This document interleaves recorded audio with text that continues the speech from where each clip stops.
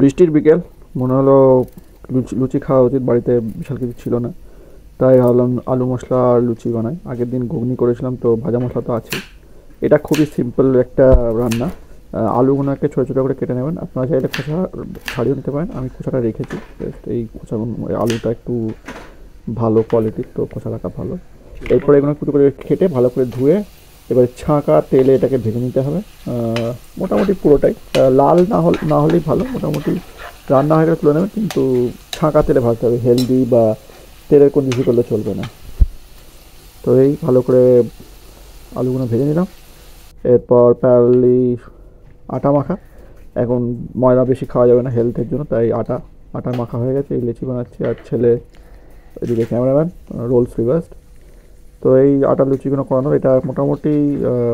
তারপর ভাবলাম যে ওকে দিয়ে বেলা প্র্যাকটিস করায় অনেক দিন হয়ে গেছে। আগে বেলতো যখন বছর 6 বয়স ছিল, তারপরে অনেক দিনই বেলেনি। এখন প্রায় 3-3.5 বছর হয়ে গেছে, তার কয়েকটা খারাপ বেলেনি, অনেক দিন বাদে বেলার জন্য একটু ভয় পাচ্ছিল।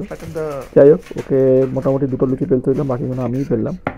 প্ল্যান ছিল যে বিকেলে খাবো, আর পরের দিন সকালে ওর টিফিনের জন্য লুচি দিয়ে দেবো। লুচি খেতে খুব ভালোবাসে।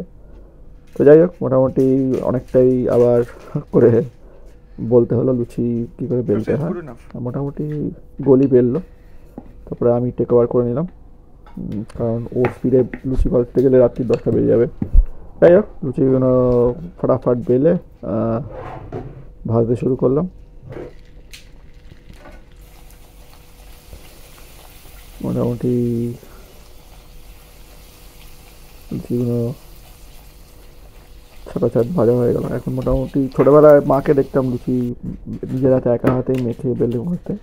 যাই হোক, লুচি বেলা হয়ে গেল। এরপর অ্যাসেম্বলি কিছুই নয়, আলু ভাজাটাকে নিয়ে তাতে নুন আর ভাজা মশলা, এই হচ্ছে মশলা, আর কিছুই নয়।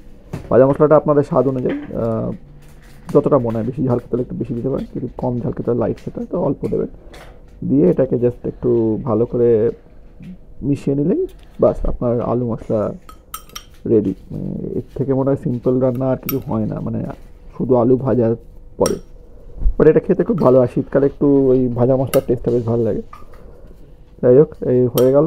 এরপর আমাদের সার্ভিসের পালা। মোটামুটি লুচিগুলো নিয়ে নিলাম, তাতে একটু আলু মশলা ঢেলে নিলাম, আর বাব্বেটা ওই একটা থালা থেকেই খেয়ে নেবো। আবার খেয়ে আরেকটা থালা করে করবে, আমরা তো ওই শুরু হয়ে গেল বাব্বেটার খাওয়া, বিকেলের স্ন্যাক্স। এই ব্যাস হয়ে গেল, খাওয়া শেষ।